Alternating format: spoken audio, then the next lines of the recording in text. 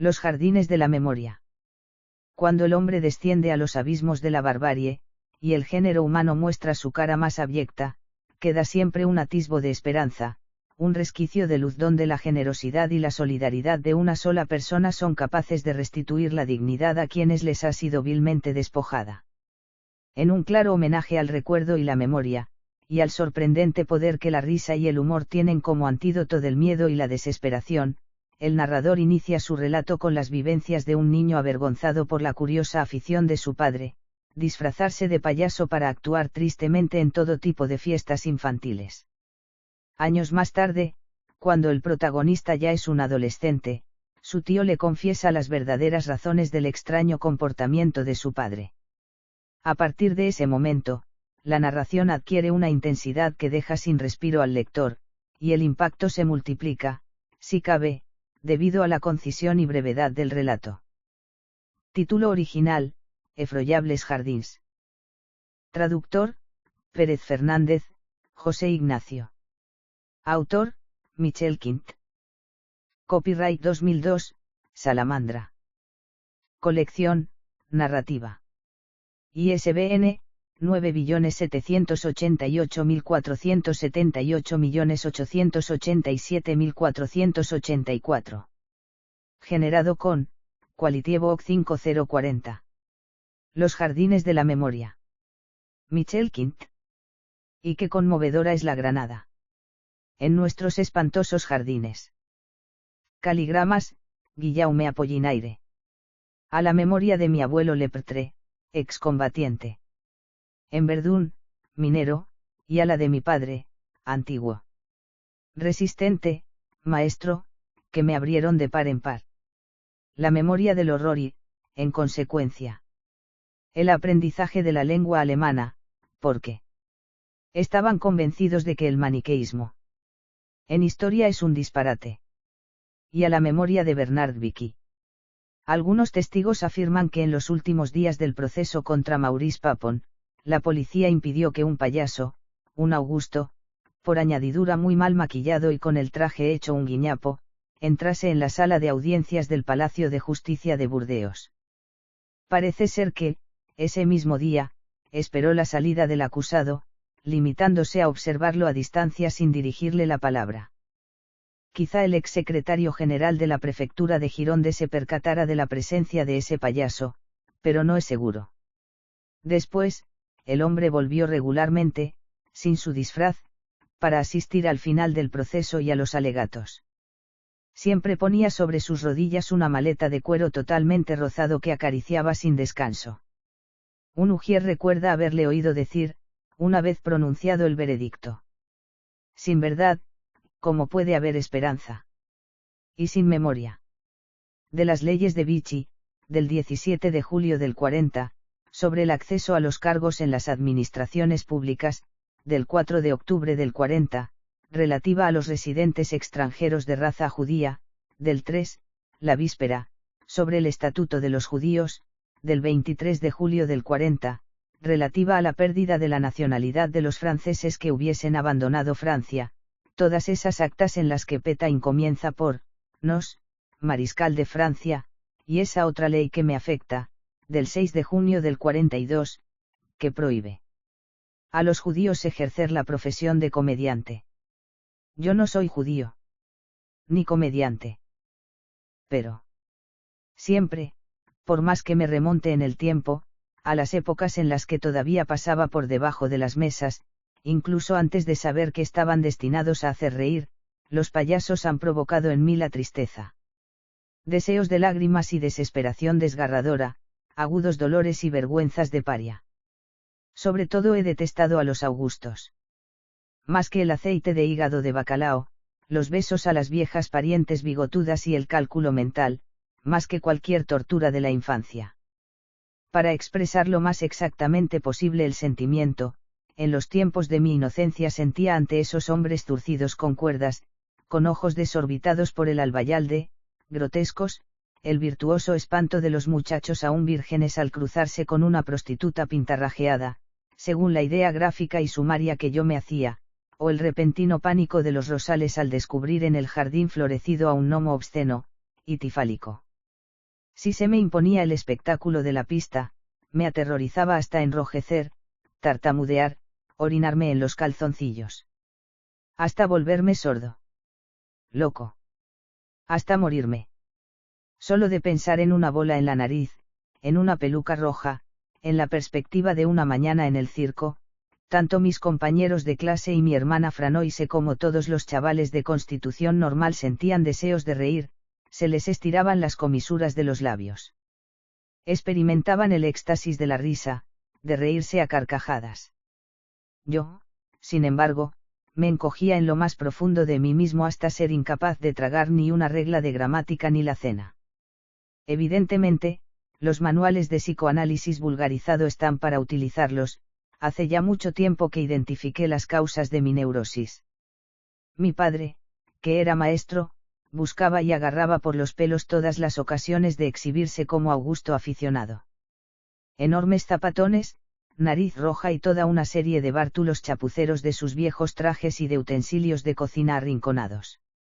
A eso hay que añadir algunos encajes, abandonados por mi madre, que le daban un colorido equívoco. Armado y disfrazado de esa manera, cubierta la cabeza con un colador de esmalte descascarillado, acorazado con un corsé rosa de ballenas, pasapurés nuclear en la cadera, cascanueces supersónico en la mano, era un guerrero despavorido, un samurái de hojalata que salvaba a la humanidad intergaláctica y también a la nuestra, retrasada, en un número patético de necio solitario que se veía obligado a darse a sí mismo bofetadas y patadas en el trasero. Una especie de Matamoros de vía estrecha, un Tintín de arrabal, cuyo galimatías apenas articulado nadie conseguía entender, pero que tenía chispa para conmover a los asistentes. Tal vez porque era torpe, se pillaba de verdad los dedos en el tambor del rallador de queso que le servía de ametralladora, cantaba fatal e invariablemente moría de hambre, de amor. De amor. Pensándolo bien, sí, imitando a Charlotte, moría sobre todo de amor. Y eso aumentaba mi malestar. En cuanto a mamá, aunque intentaba ocultarlo, para mí era evidente que ver a papá realizar caídas y saltos bruscos de agonía, con una flor de papel en la mano para una doncella elegida entre los asistentes, tampoco le hacía ninguna gracia. Pero en fin. Acudía a las fiestas de fin de año, las meriendas de Navidad, los aniversarios y las fiestas de los comités de empresa. Las tardes recreativas de las obras laicas, preferente y evidentemente, hasta saciar la sed. En todos los sentidos. Porque este tipo de actos ya sabemos lo que es, lo amistoso es la regla, y aquel buen payaso había sudado bajo los focos, había que velar por llenar regularmente su jarra de cerveza. Mi padre volvía de sus prestaciones lleno de reconocimiento líquido y satisfecho de estar ebrio en aras del deber. Y yo me avergonzaba de él, renegaba de él, lo ignoraba, y se lo habría dado al primer huérfano que pasara si hubiera creído que alguno podría aceptarlo. Odiaba a mi madre por meterlo en la cama, enjugándole la frente y murmurándole palabras tiernas. Nunca pidió un céntimo por actuar, por habernos estropeado un sábado en familia, o un domingo, o habernos obligado a renunciar a un estupendo jueves entre nosotros. Lo llamaban directamente a casa, por teléfono. Escuchaba y preguntaba únicamente el lugar y la hora. Después informaba a mamá de su contrato. Ella lo observaba mientras sacaba su maleta de un armario del sótano y verificaba sus accesorios. De su bolsillo salía la gasolina para el coche, el billete del tranvía y todos los gastos. Simplemente, antes de partir, nos interrogaba con la mirada y respetaba una tradición, dudar, hacer como si le causara pesar dejarnos plantados, sacrificarnos a su placer. Casi renunciaba, dejaba la maleta en el suelo, no iría, era demasiado cruel abandonarnos. Todo ese cuento para que nosotros interpretásemos nuestro papel en la mascarada con tiernos e imposibles desgarros, para que mamá condescendiese a acompañarlo con orgullo, incluyéndonos a mi hermana Franoise y a mí en la rendición. En realidad, mamá no condescendía, sencillamente reivindicaba su estatuto de mujer de payaso al estilo de patriota iluminada, no íbamos al sacrificio, sino al triunfo. Para mí, el sacrificio sí que existía, me pesaba la salida obligatoria, tendría que usar la astucia, desmarcarme claramente de los míos no dirigiéndoles la palabra mientras durase el número, traicionar. Yo me sentía como un perro apaleado, consolándome apenas con los dulces, los canapés rancios y las limonadas desvaídas que nos servían a veces. Como a los pobres. Lo que no éramos. Como he dicho, mi padre era maestro. Y popular como ninguno de sus colegas, amado por sus alumnos de la municipal precisamente por esa lamentable y poco habitual vocación cómica en un honorable pedagogo. Mi padre era el más triste de los payasos tristes. Al menos esa era mi impresión. Y que se hacía daño a propósito, que haciéndose tan desgraciado se castigaba por una falta inconfesable. Incluso, habiendo hojeado por pura perversión un catecismo que había confiscado y olvidado en el cajón de su mesa, llegué a sospechar que deseaba un destino como el de Cristo.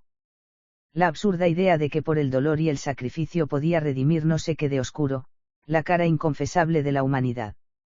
En realidad, detrás de su maquillaje, ridículo, perdiendo su tiempo y su reputación, su dignidad de funcionario íntegro, regocijando a ingratos, sabiendo que era un mal artista, exultaba de felicidad.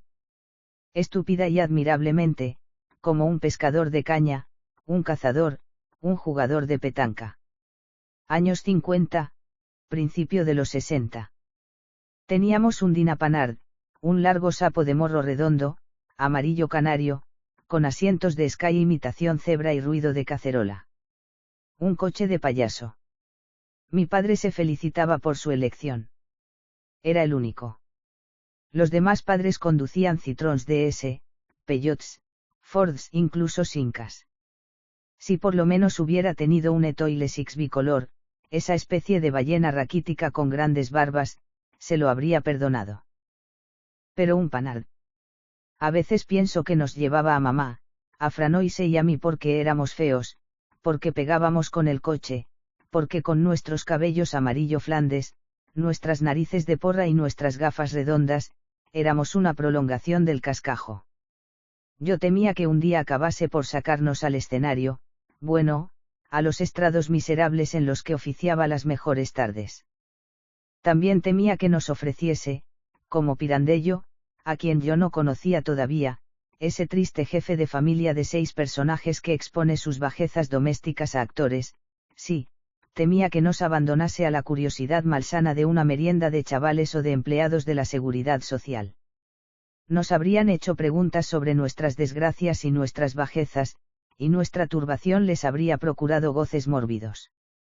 Sin embargo, no lo necesitaba para tratarlos en clase, para envidiarlos por tener padres normales. Incluso un padrastro indiferente, hasta el amante perezoso de una madre viuda y veleidosa era mejor que un extraño Augusto con un morro de alce y un cerebro capaz de resolver todos los problemas de grifería. Lo peor ocurrió cuando mi padre me tuvo como alumno en segundo de primaria. Se atrevió a venir al colegio y dar su clase llevando bajo la blusa gris su parafernalia de Augusto, el corsé y todo el resto. Por lo menos, no se atrevió con el maquillaje y la peluca, ni tampoco con los zapatones. Si lo hubiera hecho, creo que me habría tirado al paso de un tren o a las ruedas del Dina cuando lo sacase del garaje. De todas formas, impresionado, aquello me pareció un principio de apocalipsis. Pero fui el único que alucinó, era de notoriedad entre los alumnos del último curso, quienes ya habían pasado por las manos de mi padre, que cada año, no mucho después de la Epifanía, o sea, hacia Carnaval, se permitía la misma extravagancia. Le pasaban sin problemas esta incongruencia sin conocer su verdadero significado. Mi padre era un gracioso, eso era todo. Decían que un fenómeno. André es un fenómeno. ¿Cuántas veces lo oí antes de que se apercibiesen de mis tormentos y guardasen silencio delante del chico del fenómeno en que? Quienes empleaban la expresión no sabían, como yo también ignoraba, y nadie suponía que el dedo de Dios se hubiera posado un día sobre mi padre para santificarlo, pero el calificativo, otorgado generosamente, hacía de él un ser diferente. De hecho, hoy lo sé, merecía la distinción, la legión de honor del reconocimiento, y quienes se cruzaban por la acera con su mirada dulce tendrían que haberse descubierto. Porque se pasó la vida rindiendo homenaje, pagando su deuda de humanidad, lo más dignamente que creía. Durante 30 años estuvo con el sombrero en la mano, saludando. Superada la primaria, tuve la confusa sensación de que actuaba por deber, como un ritual expiatorio, y me hubiera reído del atontado que le hubiese reconocido talento de Augusto. Sabía que era un mal payaso, no sentía vergüenza alguna por ese fracaso incluso, le agradaban sus lamentables payasadas. Mi padre era un hombre de dulce obstinación y de necesidad interior. Con certeza, solo lo supe después. Cuando consideró que había llegado el momento de liberarme. No fue él, mi padre, quien me contó el porqué, quien me liberó de la maldición del Augusto. La misión, o el incordio, corrió a cargo de su primo Gastón. Gastón. Un inútil del que mi madre tenía lástima. Un James Cagney desgarbado, rubio apagado, casado con una Nicole rolliza que se reía a carcajadas sin cesar. No tenían un céntimo y no les importaba. Simplemente, los domingos, casi todos, que venían a comer con nosotros, cuando llegaba el postre, una vez acabado el Burdeos ya verás lo que es bueno, terminaban callándose, sus manos se entrelazaban sobre el mantel adamascado, Nicole daba un gran suspiro que se convertía en risa nerviosa forzada, y Gastón limpiaba sus gafas. Después se abandonaban y se abrazaban, verificando la ternura y la vida con largos besos en el cuello. Sin pudor, ni vergüenza, ni perversidad. Como buenos salvajes. No tenían hijos, nunca los tendrían. Se les envidiaba esa posibilidad de eterna luna de miel. Ellos, sin embargo, se morían de ganas de tenerlos. Cuando oíamos cómo se les partía el corazón, mi madre bajaba la cabeza y mi padre miraba para otro lado. En cuanto a la idiota de mi hermana, Franoise, se daba aires de iniciada, hacía gestos de afligida inconsolable, ponía cara de ser el patrón de medida del sufrimiento universal. Demasiado vieja para su edad. Si hubiera podido, habría pagado novenas de penitencia. Por el momento, lloraba con mucha elegancia, sin estropearse los párpados y a voluntad. A mí me fastidiaban las maneras de todos ellos. Yo era un buen alumno, con futuro, y mezclarme en sus emociones de fin de banquete era demasiado. A medida que me encaminaba hacia la adolescencia, todos esos remilgos se convertían en hastío, en consuelos mezquinos, en el placer mórbido de una pena secreta y desagradable, tal vez sobreestimada, falsa incluso, reavivada por algunos íntimos. Lamentable. Hasta los avances dominicales de Gastón, que me proponía jugar al futbolín en su intento por codearse con un muchacho como el que hubiera deseado tener, yo los rechazaba, firme e incorruptible. Y no hablemos de las propuestas de Nicole de enseñarme los bailes populares, con las manos en sus caderas y la nariz en sus tetas. Yo me había equivocado totalmente sobre mi padre, y de la misma forma estaba ciego respecto a esa pareja aparentemente simple. Ahora es cuando sé lo admirables que eran, Gastón y Nicole, cuando vislumbro cuánto tuvieron que apretarse el cinturón para sobrevivir, cuando me abofetearía por haberlos despreciado, por haber tenido miradas sarcásticas ante los puños deshilachados de Gastón o los pies hinchados de Nicole, cuando se quitaba debajo de la mesa sus escarpines de tacones desgastados. Nicole era guapa. Hoy, examinando mis recuerdos, apostaría por ello. Entonces yo no estaba en condiciones de juzgarlo. Sin embargo, sospecho que mi padre lo había notado. Y que a mi madre no se le había escapado esa tierna tentación. Tal vez fuera de ese amor, inconfesable, del que más se moría cuando era payaso. En cualquier caso, existe la prescripción. ¿Y ahora? Está olvidado.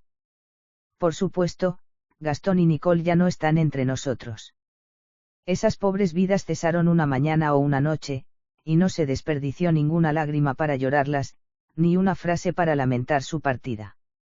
En ausencia de mis padres, ya desaparecidos, se llevaron al paraíso fotos de familia, raras e infieles, que se tirarán cuando ya no se pueda identificar a ese gran bobalicón con gafas y el pelo revuelto, y a esa tontorrona tierna y regordeta que lo abraza delante de un macizo de rosas. Conservo esos clichés en la memoria, pero no los he encontrado en mis cajones. Tendría que haber preguntado a Franoise, que ahora es maestra en Normandía. Ella se llevó y conserva los bártulos de nuestros padres, que se fueron igual que Gastón y Nicole. Incluso más pronto. Tendría que haber ido a visitar a la piadosa Franoise, la guardiana de las cintas y de las flores marchitas, la eterna emocionada de lo que no ha vivido, la Emma Bovary de los catedráticos de alemán. No, gracias. Habría sido el apocalipsis, los por qué y los para qué. Y, además, yo no sé llorar con el arte consumado que ella despliega para dejar fluir nobles lágrimas. Yo berreo con grandes borbotones, mocos y los ojos hinchados. Sin esa dignidad de la pena que justifica su causa por la belleza de las efusiones. No, gracias. A Gastón y a Nicole los guardo tal cual, lejanos pero cada vez más sorprendentes en mi memoria. Vivos. ¿Por qué? Sí, decía que Gastón me liberó de la maldición del Augusto. Mi entrada en los secretos de los mayores tuvo lugar en el bar del cine en el que proyectaban El Puente. Creo que era el tramvay, o el metro. Una sala con un nombre de medio de transporte, de eso estoy seguro, en algún lugar de un barrio obrero, detrás de Roubaix o de Tourcoing, en una época en la que el estribillo de la Fox y un bombón helado de chocolate y vainilla todavía curaban el dolor de muelas a los chavales. Un domingo por la tarde. Íbamos amontonados en el Dina. 3 en el asiento delantero, con Nicole entre mi padre y mi madre, y Gastón detrás, bien ancho entre Franoise y yo. Todo el mundo de punta en blanco, oliendo bien y con brillantina. Había algo de solemne en las caras, incluso en la de Gastón. Yo me barruntaba un acontecimiento excepcional sin llegar a adivinarlo, y era evidente que mi hermana tampoco. Esperaba que la película me diera la solución y no me equivoqué. En los créditos del principio, cuando apareció el nombre de Cordula Trantow, la única mujer, y los demás, que eran todos alemanes, se produjo un pequeño sobresalto, en el lado Gastón Nicole papá hubo codazos y los traseros se reacomodaron. Y luego, nada más. Hasta que surgió el fin, y se encendió la luz. Parpadeamos, conservando todavía la imagen en la retina, entumecidos, y caminamos por el pasillo en cuesta, un poco mareados, siguiendo a las personas que salían, diciendo a media voz, disfrazando la emoción, que no estaba mal, que a ellos les había gustado esa historia de muchachos desembarcados en un ejército derrotado. Un oficial humano destina a esos chavales a la defensa de un puente sin importancia estratégica, y serán tan estúpidos, tan idealistas, para morir jugando a los mayores. Insoportable, pero sin relación aparente con nosotros, familia y asociados, que estábamos del lado de los vencedores y en el lote de los supervivientes de la Segunda Guerra. No obstante, yo tenía un nudo en la garganta, y Franoise, ojos de pésame. Al final de este descenso de la cruz, una vez que alcanzamos el reducido vestíbulo, nuestras mujeres quisieron cruzar a la acera de enfrente para comprarse un cucurucho en el puesto de patatas fritas. Mientras salían, en el paso obligado por el bar, Gastón y mi padre intercambiaron una mirada y Gastón me detuvo un poco más allá de los surtidores de cerveza. 2 taburetes redondos, una limonada, una caña. Gastón dio un gran suspiro. Ante tal ceremonial, comprendí que tenía algo importante que decirme y que se estaba preparando, ordenando las ideas.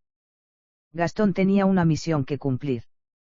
Mi padre se había repantigado con una cerveza al fondo del mostrador, donde la chica que cortaba las entradas se instalaba para fumar nada más comenzar la sesión. Durante todo el tiempo que Gastón estuvo hablando, mi padre no tocó su cerveza ni echó una mirada hacia la chica de las entradas. Miraba a su interior, y era todo suavidad. En cuanto a Gastón, la palabra fluía, sin rencor ni odio, sin alterarse, simple y humilde, para mirar al suelo. El primo Gastón hablaba patois. Un dialecto que yo comprendía perfectamente, pero, cuando sobre esa mesa astillada me contó el porqué de las chifladuras de mi padre, realmente se excedió. Casi he olvidado sus palabras exactas, sus barbarismos. Y, salvo algunas expresiones o pasajes que aún resuenan en mis oídos, he olvidado también lo esencial de esa lengua que Gastón no simulaba. Sus palabras no eran la sombra de cosas y momentos inhumanos, sino que me abrían su vida y me ofrecían humildemente todo lo que tenía: espantosos jardines, devastados, sangrientos, crueles. Fue a finales del 42, principios del 43. Yo y después tu padre, de nuestro pequeño grupo de resistentes, habíamos recibido la orden de hacer saltar todos los transformadores del barrio. Y, primero, el de la estación de Douai. Nunca he sabido por qué. Mi Gastón comenzó su relato con toda indulgencia. De vez en cuando, antes de dirigirse a mí de nuevo, como por nostalgia de paleto, sus ojos se desplazaban a los viejos carteles colgados detrás del mostrador, sobre la bella violencia de los vaqueros y los escotes perversos de las damas. Burt Lancaster, Virginia Mayo, Elizabeth Taylor, Monty Clift y todos sus colegas, solo héroes y estrellas para babear mirándolas. Lo que yo hacía, como mis compañeros más avispados. Pero ese día, al lado de Gastón, de mi padre y también de Nicole, no eran nada para mí. Solamente pálidas ilusiones. Fuera lucía el sol. Gastón hablaba de una época en que predominaba la noche. Gastón volvió al asunto. El regusto del invierno. Como los de aquí. Sobre todo frío húmedo, lluvia y no mucha luz. La guerra omnipresente, los duelos, las restricciones y el sentimiento de que la humillación no se terminaría mañana. Pero, no creas, la gente podría tener triste el alma, pero intentaba no doblar demasiado el espinazo. Nosotros, lo mismo. Escucha lo que te digo, los demás, no sé, pero, en cualquier caso, tu padre y yo nos metimos en la resistencia por divertirnos, para no aburrirnos, por lo menos al principio. Como si hubiéramos ido al baile. El fino ambiente Ostwessel-Lied, banda militar, a nosotros nos daba ganas de bailar. Así que, cuestión de tocar nuestra propia música, el sabotaje del transformador de la estación de Douai lo hicimos tu padre y yo alegremente, estilo baile popular, los dedos en los tirantes del pantalón y a otra cosa. Una tarde, justo cuando caía la noche. Como dos inconscientes, sin tomar precauciones. Solo con monos de electricista y bolsas con explosivos. ¿Por qué nos parecía la mejor tapadera? ¿Por qué no pensábamos más allá? ¡Bum! Estábamos subiendo por el campo cuando oímos la explosión detrás de nosotros, y luego, como se dice habitualmente, los fuegos artificiales y todo el circo. Bueno, nos dijimos, ya está hecho. Y nos fuimos tranquilamente a dormir. Ni siquiera nos constipamos en el camino. Durante una docena de horas, creímos que nos habíamos librado sin problemas. Como cada vez, simplemente evitando tomar precauciones. Como a la lotería, solo se gana el gordo cuando te trae sin cuidado perder. ¿Comprendes? En cualquier caso, esta vez ganamos el gordo 2 veces. Una por la noche cuando no nos cogieron, y luego. Por la mañana nos pescaron en el sótano. El de tus abuelos maternos. En medio de las confituras y los tarros de pepinillos. Un verdadero tesoro. Puedes reírte, los boches no se equivocaron, el hombre atrapado en un lugar de placer clandestino, rodeado de tantas riquezas, forzosamente es peligroso. Son las crueldades de la suerte porque, como te decía, incluso si habíamos volado el transformador, no nos escondíamos para parecer inocentes. Yo ayudaba a tu padre a instalar estanterías para las conservas de verduras de su futura suegra. Eran 4 soldaditos que se atropellaban en la pequeña escalera y nos cayeron encima. El tiempo de volvernos, y ya nos estaban empujando contra la pared, los cerrojos de sus fusiles sonaron y André y yo nos dijimos adiós. Con rapidez, con las piernas temblorosas. El heroísmo, el corazón que asoma por la camisa abierta, la marsellesa que les cantas en la cara hasta el último aliento, de eso nada, eso pasa en las novelas. En la realidad, no sabes a dónde mirar, qué objeto coger que puedas llevarte para siempre, algo que te ocupe las manos, los ojos, los labios. Lo mejor de todo es una cara de mujer. Pero nosotros no teníamos ninguna a nuestra disposición. Solo había pepinillos. Así que, mientras nos apuntaban, mientras oíamos a tu madre y a la madre de tu madre gritar en el piso de arriba, y los latidos de nuestros corazones, André y yo simplemente nos cogimos de la mano, como dos críos a la salida de la escuela, para no irnos solos, con la mirada fija en los botes de pepinillos gigantes, no en los que eran al vinagre sino en los que estaban en salmuera dulce, a la polaca. ¿Te imaginas el cuadro? Esperábamos las detonaciones y la negra muerte. Y todo se detuvo. Un ruido de botas en la escalera, un oficial jadeante que aparece gritando Artoun y los Ibec, y, milagro, no nos fusilan. Solo los empujones con la culata, los puntapiés en las nalgas para ayudarnos a subir con más entusiasmo. Y es ahí cuando surgió el miedo, al sentir que muy bien hubiéramos podido no sentir nada, el miedo apareció por el hecho de que sentíamos que sobrevivíamos. Más tarde, después de la caminata a través de todo el pueblo, para exhibirnos ante las personas que miraban desde detrás de los visillos, con los labios rotos y la sonrisa despellejada, después de un paseo en un camión tumbados boca abajo, donde esos señores limpiaron sus botas a nuestro lado, más tarde, entrevista con el Oberioquese en la Ortskommandantur. ¿Sabes dónde es? Pues en la misma calle en la que tú naciste, en la calle Janhaus, donde está el largo muro del Parque de la Casona. Si no te pones demasiado lejos ni demasiado cerca aún es claramente visible, Ortskommandantur, en letras blancas. El ladrillo se bebió la pintura, así que se ha quedado a la fuerza. Y no está mal, así no lo olvidamos. Sí, nos llevaron allí. 2 o 3 palabras, 1 o 2 bofetadas con todo desprecio y, finalmente, nos dicen, ¿cómo se llama eso? Los cargos. Eso es, los cargos. Ley del 14 de agosto del 41. La que Petain hizo aprobar el 22, después del atentado de Fabien en el metro de Barbs, y a la que le puso una fecha anterior para poder ejecutar legalmente a los rehenes y calmar a esos señores verdegris. Y no lo adivinarías, ley del 14 de agosto, pues, y como los compañeros de París a causa de Fabien, nos encontramos siendo rehenes por culpa del transformador volado. Por las buenas. Si en 3 días no se entregaban los autores del atentado, habría llegado nuestra última hora. Y esta vez sin solución. ¿Te das cuenta de la ironía del asunto? No cabía esperar que alguien se denunciase, ya que los culpables éramos nosotros dos y ya que los cornudos de los boches nos habían encontrado por casualidad.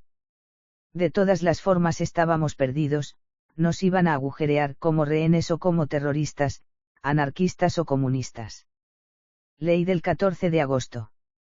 O tal vez nos habían elegido porque habíamos sido lo suficientemente idiotas para presumir de ser resistentes, aunque solo fuera en voz baja, para deslumbrar a algunas chavalas. Querían eliminarnos, pero que antes confesáramos algo más, que delatáramos a compañeros, o algo así. O tal vez era una forma no muy sucia de torturarnos, de mostrar su poder a la población. No, ni siquiera eso, nada de eso.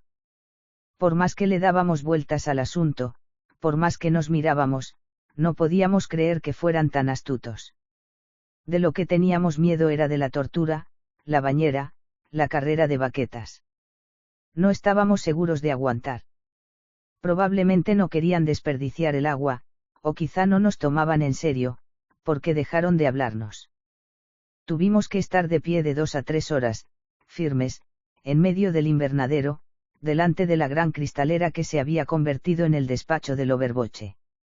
Moverse strenge verboten. No entendíamos nada. Claro, ahora sabemos con seguridad que fuimos elegidos por los policías franceses.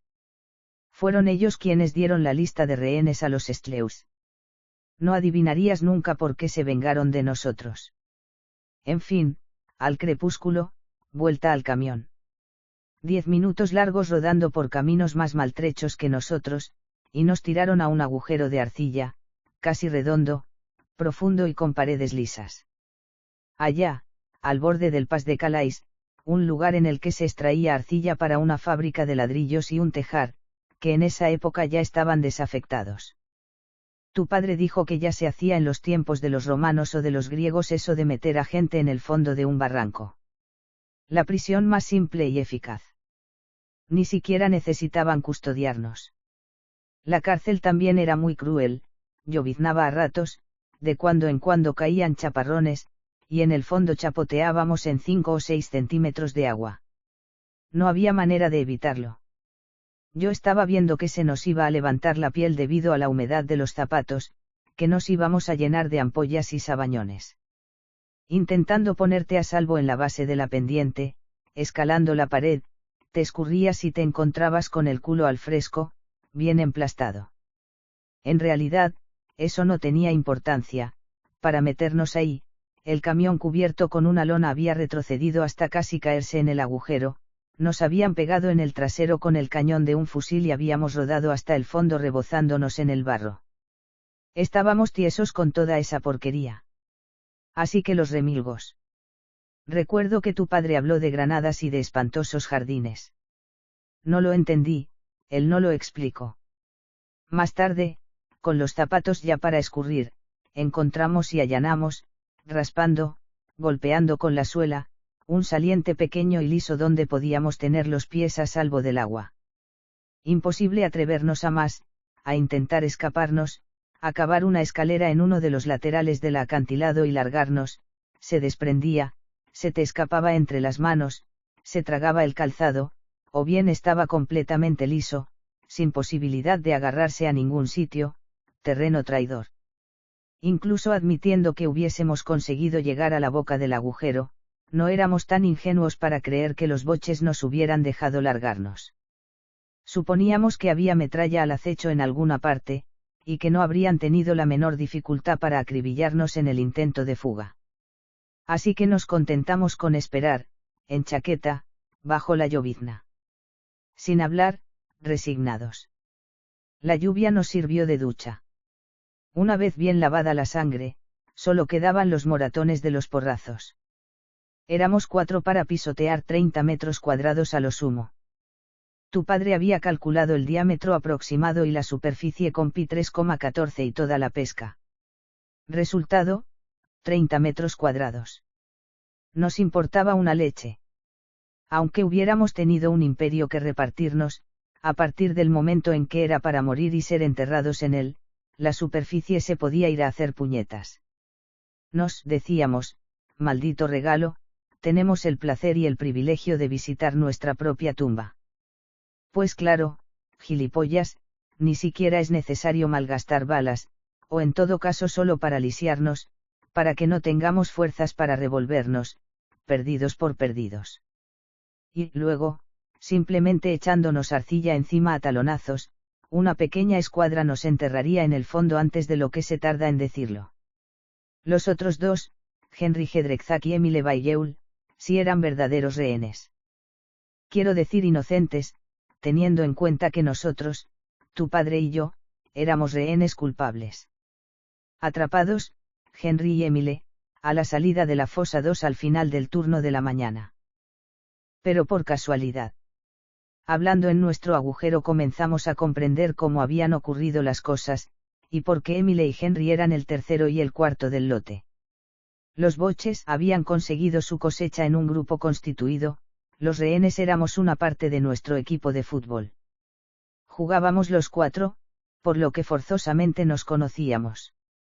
Tu padre jugaba de delantero, yo de extremo izquierda, los otros tal vez de defensa y de medio derecha, no lo recuerdo.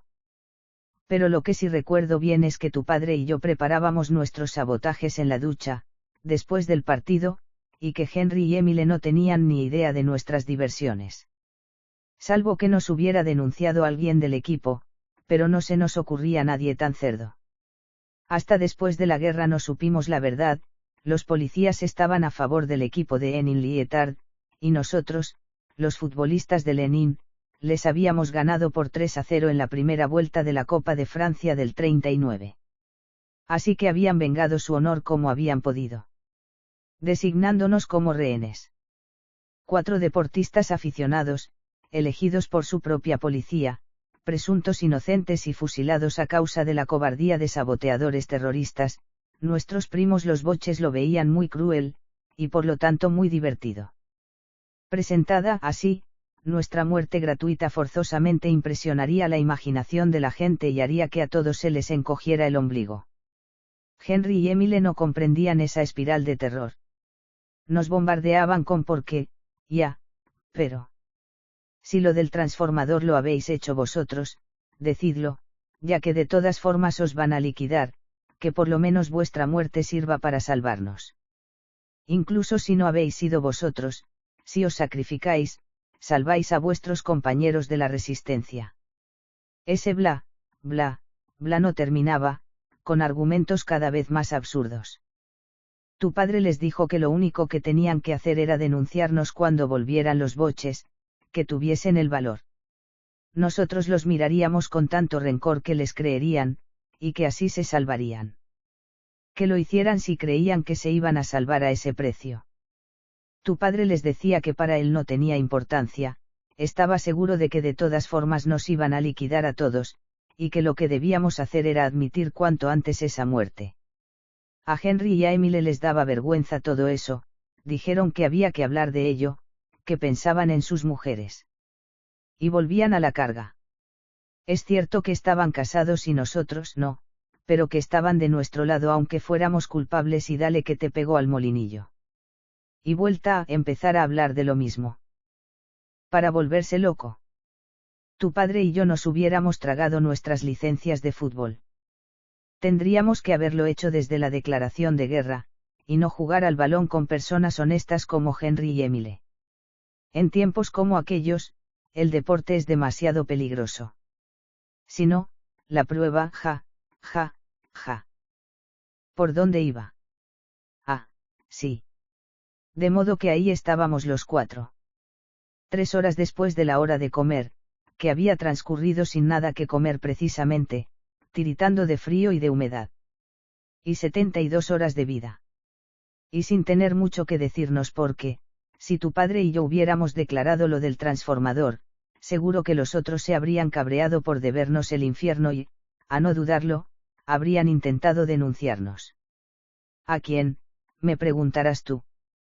Ya que no había nadie escuchando el silencio a nuestro alrededor, los pájaros y los bichos miedosos que corrían por las inmediaciones de nuestro agujero, estábamos solos en medio del campo. Tal vez hasta se olvidarían de nosotros y podríamos preparar con tranquilidad nuestra evasión. Nos pasó por la mente la idea de que podíamos creerlo. Pero no lo creímos durante mucho tiempo. Porque aún era de día cuando se desprendió tierra de una pared, en el lado oeste. Miramos hacia arriba y allí estaba.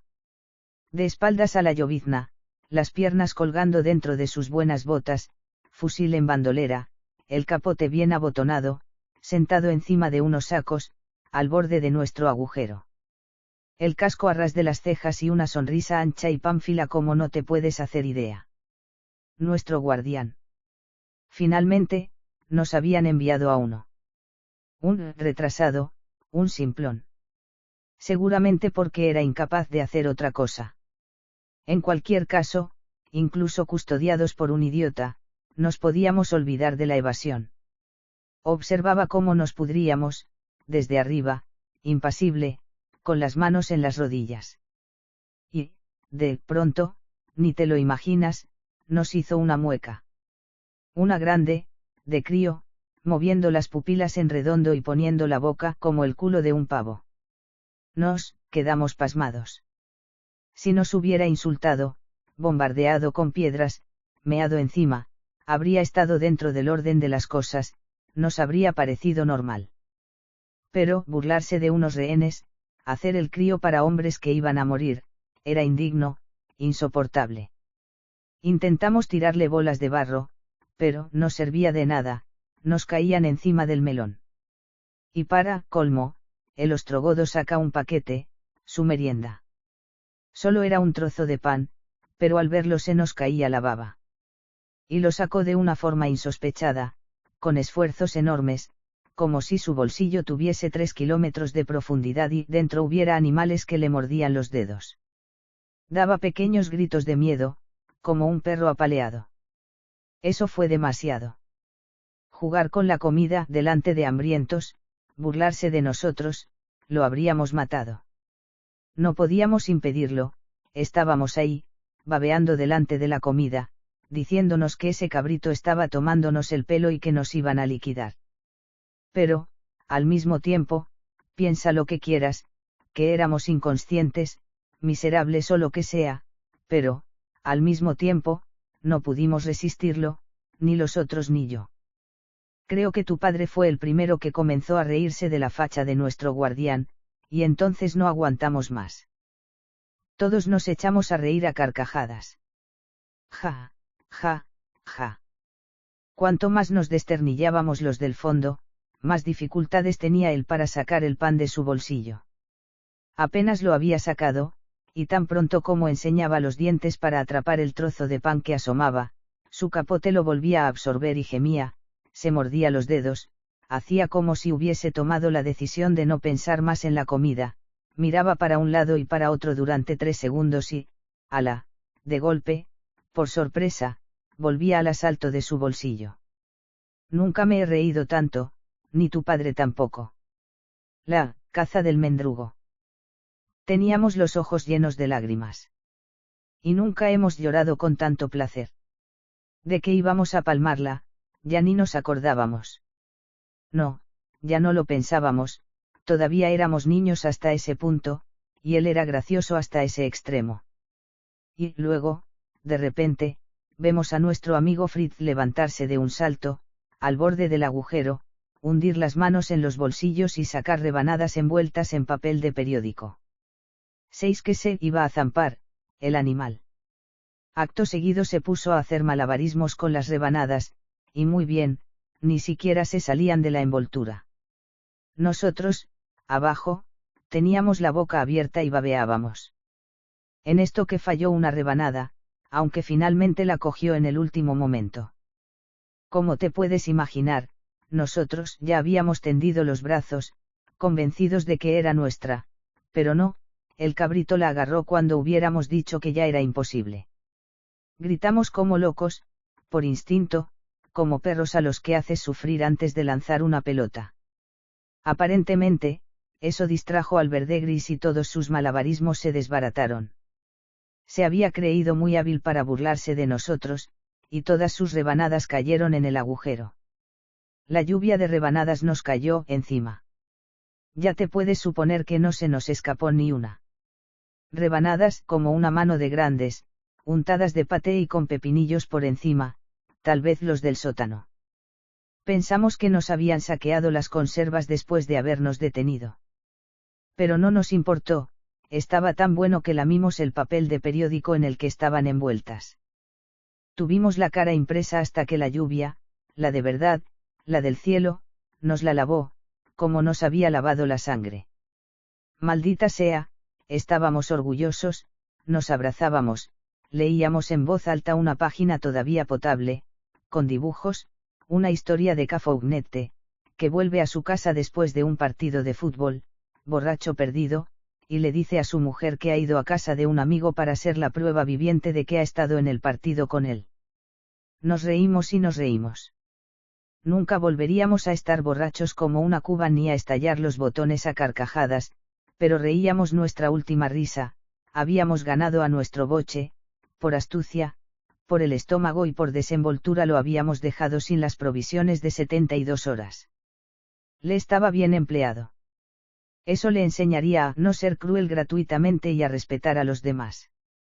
Él se había vuelto a sentar y con la oscuridad, caída la noche de golpe mientras devorábamos, solo veíamos su silueta, más oscura que el cielo, ni siquiera veíamos su mirada bajo la visera del casco. Y nos reíamos menos, estaba claro que había hecho su número a propósito para torturarnos un poco más a fuego lento. Esas rebanadas eran para nosotros, se nos debían, tal vez eran nuestra última comida. Jugar con ellas, arriesgarse a que se cayeran en el barro, burlarse de nosotros realmente era una ofensa.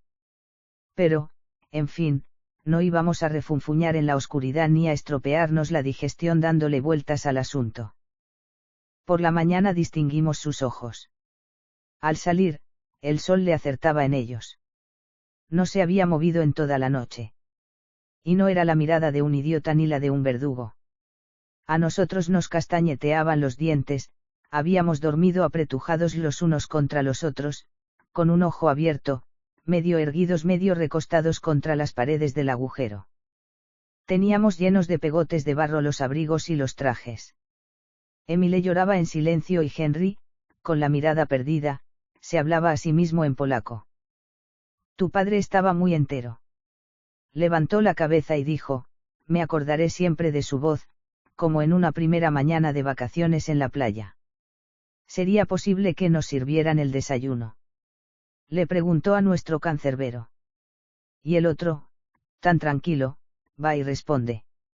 ¿Sabes, compañero, en el Hotel de las Corrientes de Aire, el desayuno es el viento? Sin acento. Nada. Habríamos jurado que era francés. Y llamar, compañero, a tu padre, como si fuera un amigo de toda la vida, eso no era católico. Hasta el punto de que entrecerramos los ojos, tal vez los boches habían puesto a un miliciano para que nos vigilase. Pero no, el uniforme era verde gris, Wehrmacht. Me llamo Bernard. Me llaman Bern. Y, fuera de broma, voy a intentar encontraros, como decís vosotros, pescar, algo para zampar. El pan de anoche era mi ración de intendencia. Pero no puedo sisar siempre en el mismo lugar, al final, me meterían a mí en el agujero. Y lo dijo con una ridícula mueca, con los ojos cruzados, la boca de ano y una voz de niño miedoso. Irresistible. Más tarde, tu padre y yo comenzamos a desconfiar completamente. A primera hora de la tarde se nos ocurrió que ese tipo, Bern, hablando francés, tan amable, que se apiadaba de nosotros, correcto, etc., lo que estaba intentando era que fuésemos lo bastante imbéciles para confiarnos, para desvelar la red, los escondites de las armas y los siguientes sabotajes y qué más. Era un poco tarde para pensar en ello y caer en la cuenta, pero, felizmente, el mal no estaba hecho, no habíamos dejado que se filtrase nada. Ni siquiera le dijimos una palabra de agradecimiento cuando se fue un momento y volvió luego para lanzarnos patatas asadas entre cenizas. Regalo bendito. Por supuesto, antes de la distribución de patatas no pudo evitar hacer malabarismos con ellas. Incorregible. Ese Bern se pasaba el tiempo haciendo el idiota. Nos reímos, pero no dijimos nada. Mientras devorábamos las patatas, sostenía su fusil como una trompeta. Mejor dicho, un saxo. Soplaba en el cañón imitando una melodía. Viéndolo, habrías dicho que se servía todos los días de su fusil para tocar música. Durante unos segundos, ni siquiera sé si los demás pudieron verlo, pero yo sí, su pulgar en el gatillo, a punto de pegarse un tiro. Él vio que yo lo veía, me hizo su mueca de rigor y se terminó. Solo quedaba un jirón de bruma en el fondo de sus ojos. Devoramos las patatas. En ese instante, cuando nos estábamos chupando los dedos, llegó una pequeña patrulla.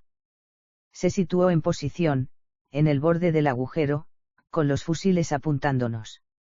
Con un feldwebel, o algo así, tal vez un coronel, con pantalones bombachos, con los puños en la cintura y con el aspecto de no gustarle nada perder el tiempo. Nos dijimos que había llegado la hora, que habían adelantado la ejecución, adiós al día, adiós, amigos, no había tenido tiempo de servir para mucho, ni siquiera un amor, me va a doler, me voy a mear en los pantalones, donde van a enterrarnos, qué van a decir mis padres, cómo habría sido la mujer que me amaría, cuál habría sido su nombre. Todo eso te pasa por la mente como un relámpago y después tiemblas y no te pones chulo, te lo aseguro. Piensas que vas a morir a los 20 años y que eso no está de moda. Emile se había puesto de rodillas, llorando a más y mejor con pequeños hipidos que le sacudían los hombros. Tenía cara de bailarín de tango, lo recuerdo, o de bailarina, con los rizos en la frente. O tal vez era la lluvia la que le rizaba el pelo. Pero lo recuerdo bien. Y que Henry rezaba en polaco, muy recto, con los párpados cerrados, las manos juntas, los dedos cruzados, con su chaqueta y su pantalón de mono, que colgaban empapados y venga con su bla, bla, bla en polaco. No oíamos bien porque el de arriba se había puesto a gritar en alemán. Ni siquiera sabíamos a quién ladraba así. Apoyé una mano en el hombro de tu padre, o quizá fuera él quien pusiese la suya en el mío, en fin, nos tocamos los brazos y nos abrazamos, adiós, André, hasta la vista, Gastón, y luego nada, ya que yo no creía en Dios ni él tampoco.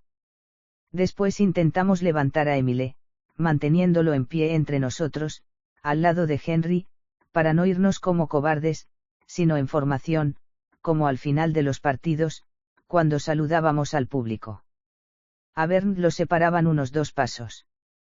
La correa del fusil colgaba floja de su hombro y, con la cabeza agachada hacia nosotros, nos miraba de frente, con los ojos muy abiertos, como quien quiere recordarlo todo, guardar la escena impresa en lo más profundo de sus ojos.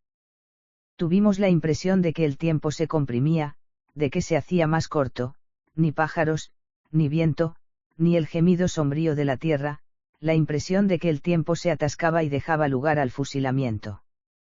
Pero no. De pronto, la vida volvió. Un gesto del oficial, y los tipos del pelotón se metieron en sus capotes. Otra falsa alarma. El lechuguino con gorra de visera y pantalón bombacho ladró algo e hizo una seña a Bernd para que lo tradujera. Por la noche, uno de nosotros sería ejecutado si no se había denunciado un culpable en la Kommandantur. Nosotros teníamos que elegir quién. Después, media vuelta a la derecha y se marcharon. Aún los oímos hablar un rato, reírse y silbar, mientras se alejaban por el campo mojado. Hasta el camión. Aparcado tan lejos que casi tuvimos que adivinar el ruido del motor. En ese preciso momento, Bernd maniobró con el cerrojo de su fusil. Ignoro si para subir una bala o para quitarla. No sé nada de armas. Pero él estaba muy pálido. Final de la tarde. Menuda tregua. Solo eran 2 horas más quemándonos la sangre. Y a devorarnos entre nosotros para decidir quién sería el primero. Decidimos jugárnosla a la paja más corta. Por supuesto, excluyendo a Emile y Henry. Tu padre puso 2 trozos de raíz blanquecina en su puño y me dejó elegir. Pero, curiosamente, Emile no lo aceptó. Un momento antes estaba dispuesto a ir hasta Berlín de rodillas para salvar su vida, y ahora tomaba a mal, como un insulto, que no le permitiéramos intervenir en esa elección podrida. Emile era un impulsivo, un sensible. Mientras no estuviera de verdad al pie del paredón, y solo se tratase de teorizar sobre el peligro, era valiente como nadie. Pero era del tipo que palidecía delante del sillón de un dentista. Así que imagínate con un fusil apuntándolo. Durante toda la discusión, Henry nos miraba y finalmente dijo: No insistas, Emile, no comprendes qué son ellos. ¿Ellos, qué? Los tipos del transformador. Los culpables. Si no fuera así, ¿por qué nos harían un regalo? Ya os lo he dicho, porque vosotros estáis casados, respondió tu padre. En mi opinión, sean cuales sean vuestras responsabilidades en el sabotaje, estáis equivocados si entráis en el juego del Rovers. Lo ideal es obligarlo a fusilaros a todos o a ninguno. Si le ofrecéis una víctima expiatoria, colaboráis, lo justificáis, su propuesta de elección inhumana se hace razonable, casi caritativa. Todas esas palabras, tan bellas, refinadas, de las que me acuerdo como de las estrellas, eran de Bernd, que se había sentado de nuevo en el borde del agujero. Víctima expiatoria, elección inhumana. Tú hablas alegremente, dijo Henry. Más vale sacrificar a uno para salvar a 3, que ponerse chulos y morir los 4. Conceder a otro el poder de la vida y la muerte sobre sí mismo, o creerse tan por encima de todo para poder decidir el precio de tal o cual vida, es perder toda dignidad y permitir que el mal se convierta en un valor. Perdón por estar, con este uniforme, del lado del mal. Luego se alejó hasta donde no pudiéramos verlo desde lo más profundo de nuestro agujero. Tu padre tiró los trozos de raíz y nos quedamos en silencio. Hasta que una botella rodó por una de las paredes, yendo a incrustarse en el barro del fondo. Era ginebra, aguardiente, un alcohol blanco, la botella estaba a medias. Cuando levantamos la mirada, Bernd ya había vuelto a desaparecer. Tu padre gritó, gracias, y creo que Henry fue el primero que bebió. Regresaron a la caída de la tarde. De esa forma supimos la hora aproximada. Íbamos a morir de día. Hacía ya mucho que la botella estaba vacía. Pantalón bombacho el primero. Se instaló al borde del agujero, con las piernas separadas, las manos cruzadas en la espalda, con aire altanero. Y su pequeña tropa llegó después. 4 de ellos con palas en las manos. Miraron al oficial, y a su señal comenzaron a echar paladas de tierra dentro del agujero. Nos caían encima la porquería y los trozos de arcilla. Esos animales nos estaban enterrando vivos. Creo recordar que Bernd intentó preguntarles, tal vez impedírselo, pero no tuvo tiempo de traducir. Emile, muerto de miedo, volvió a ponerse histérico, comenzó a gritar como loco, tratando desesperadamente de escalar las paredes, creíamos que no se pararía nunca. Fue necesario un disparo para hacerlo callar. En seco. Durante un segundo pensamos que estábamos muertos. Pero no. El oficial había disparado al aire, aún se distinguía el eco cuando oímos que Bernd decía. Estáis salvados, muchachos, estáis salvados. No tengáis miedo. Lo que están haciendo es echar un poco de tierra porque no hay cuerdas y la escala del camión es demasiado corta. Y los otros se reían meneando la cabeza. Como si fuera fácil comprender, cuando se está condenado a muerte y con los 2 pies en la tumba, que nos echasen tierra encima para sacarnos. Si los boches hubieran estado en nuestro lugar, también se habrían muerto de miedo. Así que retrocedimos para dejarles echar la tierra suficiente para elevar el fondo. Después pusieron la escala y comenzamos a subirla, travesaño por travesaño, con el cacharro ese oscilando, las patas hundiéndose, a 2 dedos de caer al abismo. Hasta tal punto que Bernd, intentando coger la mano de Emile, que subía el primero, perdió el equilibrio y todo el cirio, escala, Bernd y Emile, fueron a parar al fondo.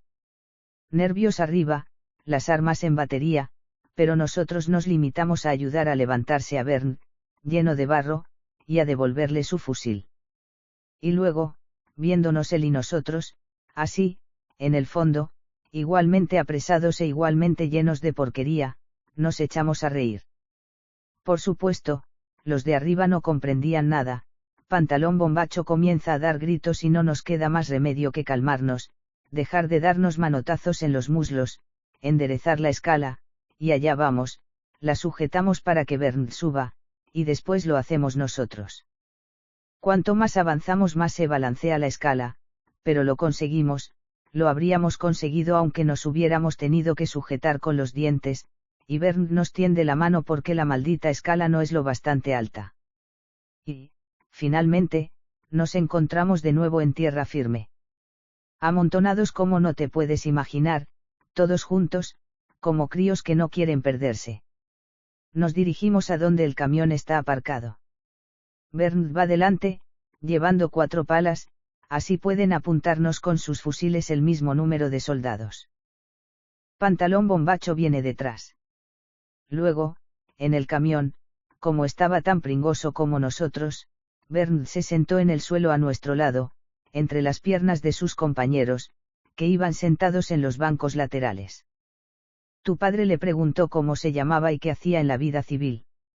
Bernd sonrió. Me llamo Bernard Vicky y soy payaso. Ah, payaso. Bernd hizo un gesto, como excusándose. Augusto, con una peluca roja y una gran nariz. Yo soy profesor, dijo tu padre. Así que los dos hacemos reír a los niños y a que debemos la gracia. Un hombre se ha denunciado por el sabotaje del transformador. Ya ha sido fusilado. No pudimos continuar. Pantalón bombacho gritó por la ventanilla de la cabina y Bernd tradujo gritando, también, para dar buena impresión, que cerráramos la boca, que si no. Y así fuimos hasta una pequeña estación donde había vagones de ganado esperando.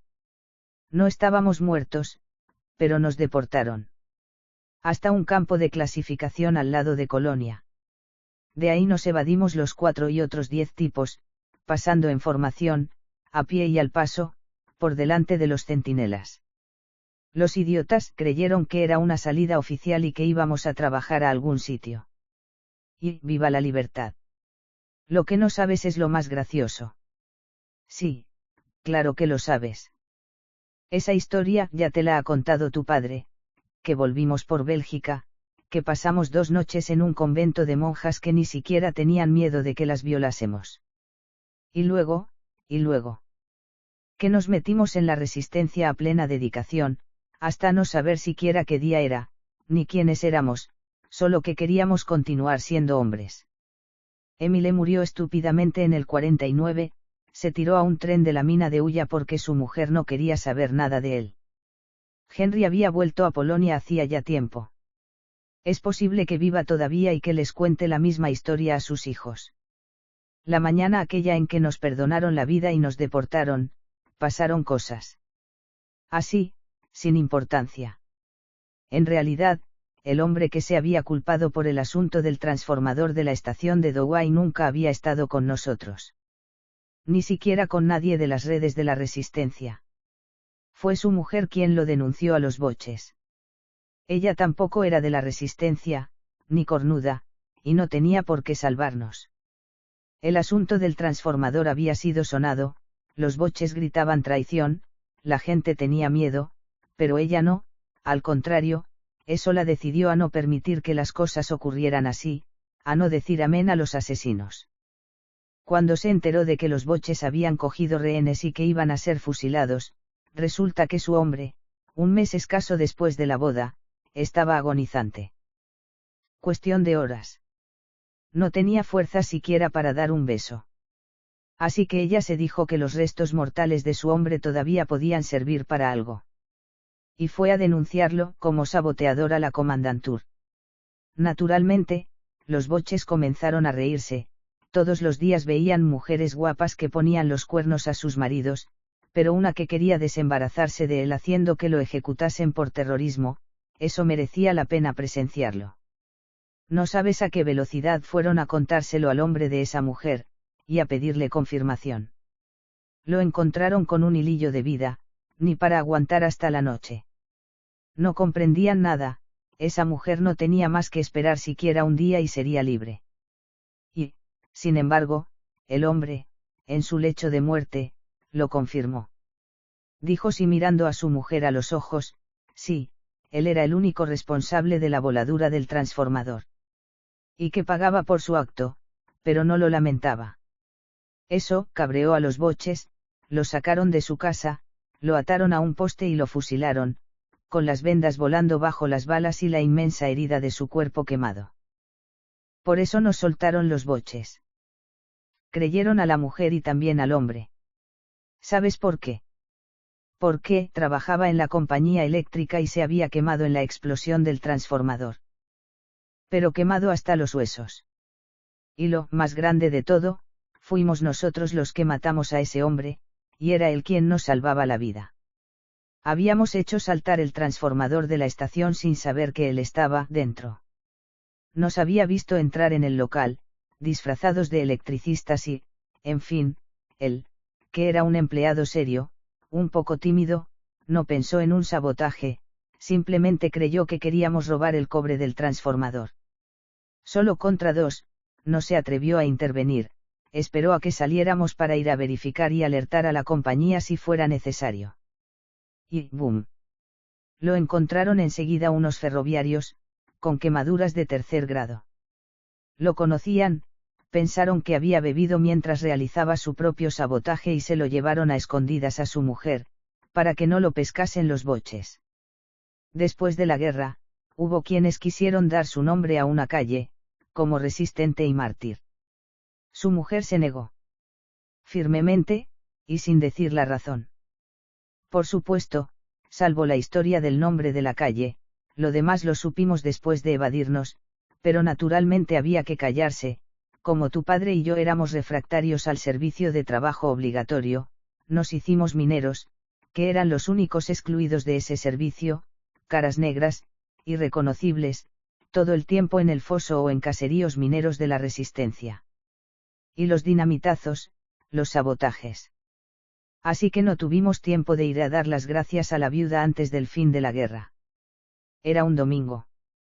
Despejado. Tu padre había vuelto a trabajar como maestro y yo como electricista. Vivos. Íbamos muy elegantes, corbata y zapatos lustrados, con cartón en el fondo porque las suelas estaban agujereadas, pero no se veía, y cada uno con un ramo de flores en la mano. Rosas del jardín de tus abuelos. Dejamos apoyadas nuestras bicicletas en la fachada de su casa y llamamos a la puerta. Una casa pequeña, al principio de la calle de Belín, en Douai. Ella abrió, y ahí estábamos nosotros como dos gilipollas, respirando fuerte y apretando los dientes, porque si hablábamos íbamos a berrear como magdalenas. Ella cogió un pico de su delantal, se enjugó los ojos y nos abrazó. No te lo puedes imaginar. Nos quedamos con ella toda la tarde, le cortamos leña y bebimos cerveza que hacía ella misma. Y hablamos. Por la noche estábamos los dos enamorados perdidos. Se llamaba Nicole. Y así se sigue llamando. Solo que hoy está casada conmigo. Y eso fue todo. Gastón apuró el insípido resto de su cerveza caliente y todo quedó dicho. Exhibía su sonrisa a lo Laurel, guiñaba el ojo por haberme liado desvelando lo más tarde posible lo más bello de la historia, el papel de Nicole, y disfrutaba de la languidez del domingo que se terminaba. En el extremo de la barra estaba Nicole, que había regresado ya, con su cucurucho de patatas fritas agotado hacía bastante. Miraba a mi padre y a Gastón y ellos la miraban, entre los tres sobraban las palabras. Mi madre tenía la cara de cuando le dolían los pies y mi hermana su aspecto de cursi sábelo todo. Yo contemplaba el nombre que figuraba en la parte superior del cartel de El Puente, la película que acabábamos de ver, una película de Bernard Vicky. El guardián de los rehenes. El payaso soldado. De modo que, con su peluca zanahoria, mi padre vivió con el sombrero quitado, humildemente. En los dos sentidos de la expresión, ya que nunca llevó sombrero. Y la dama negra se lo llevó un día de escarcha, tal vez por error, porque, para esperarme en Lille, una estación con corrientes de aire, lucía una gorra nueva. Yo mismo, al descender del tren, divisando ese cuerpo medio oculto por los servicios de urgencia que intentaban darle un masaje cardíaco, no pensé que pudiera tratarse de él. No, con esa gorra vuelta a su lado como si pidiera limosna después de un último número. Tu maleta la tengo yo, papá. Está en el portaequipajes del TVG que me lleva de Bruselas a Burdeos vía Lille. Con el muestrario completo de los cosméticos Lechner, las pinturas grasas, los lápices ordenados por colores, tal como tú los dejaste, y los viejos atavíos de pista. Si viesen mi equipaje y conocieran mis intenciones mis colegas, los altos funcionarios europeos de la Comisión de Finanzas. Con toda seguridad, creerían que he perdido un tornillo, víctima de una mujer desdeñosa y loco de amor frustrado. Tendrían pensamientos convencionales, como cada vez que piensan. Todo esto, papá, la maleta con pingos, tus extravagancias de maestro payaso, el pobre relato de Gastón, todo esto estaba guardado en el fondo de mis armarios íntimos. El sordo rastro de nuestra cita fallida en la estación de Lille, mi pesadilla familiar. Lo he sacado todo, lo he desempolvado.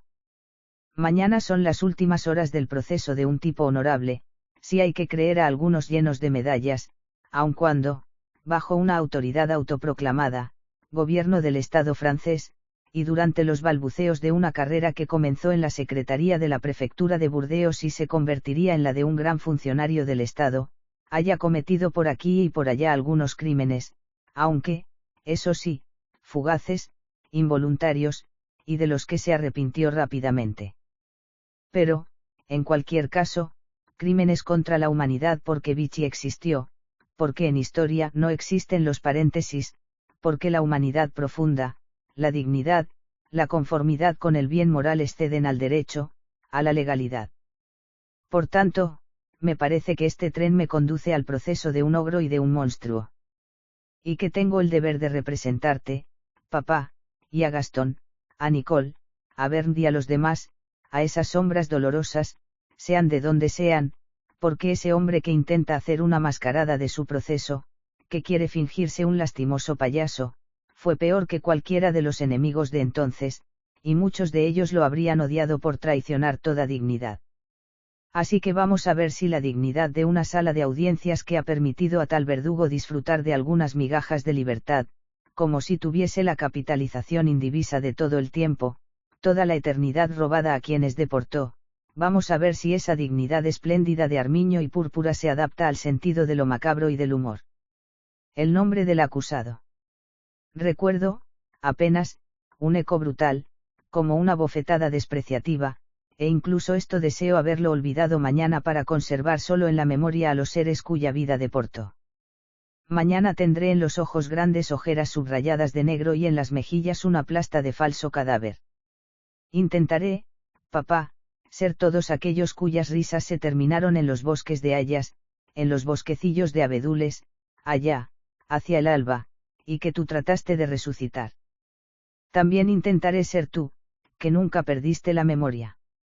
Lo mejor posible. Haré el payaso lo mejor posible. Y así tal vez conseguiré hacer el hombre, en nombre de todos. Sin bromas.